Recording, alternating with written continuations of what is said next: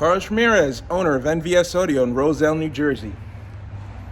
Got a victory that came in, needs a lot of help. So came in for a wiring rescue, an install rescue.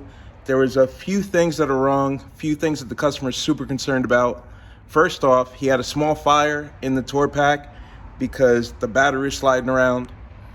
Obviously, if there was a fire, there wasn't proper fusing being used.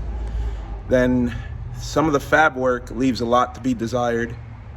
And he's got all really good equipment. The bike is really, really loud, but it doesn't sound right, needs to be tuned, and some of the stuff needs to be rearranged and reconfigured.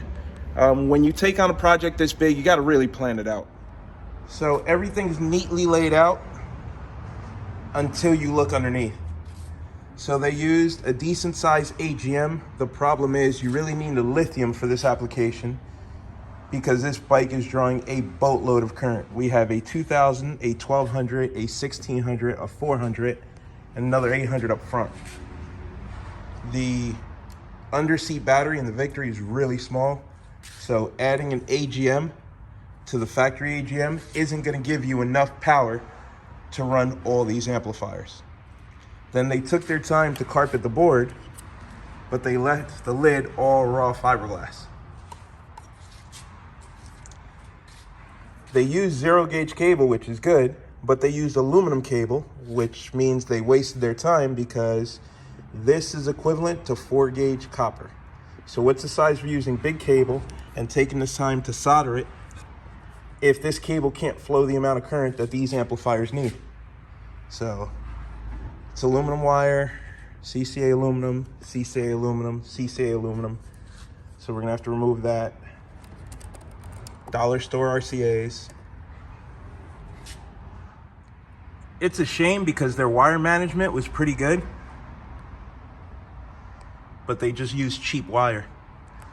Everything's neatly labeled.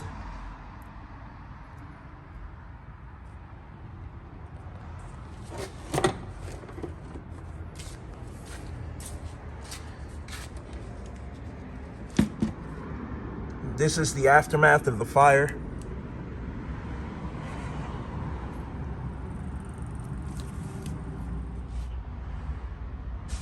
This is the way the cables were just left in the saddlebag.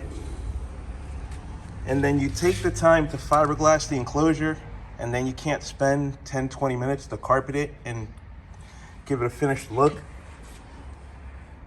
Then you could tell that they didn't properly plan because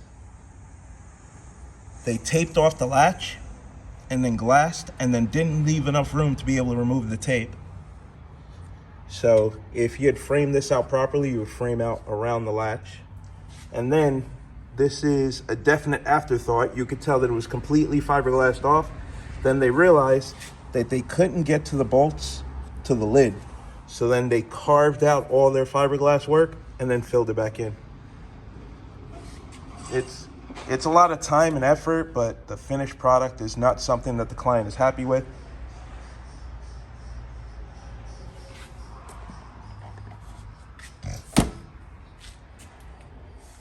So the customer purchased a new tour pack.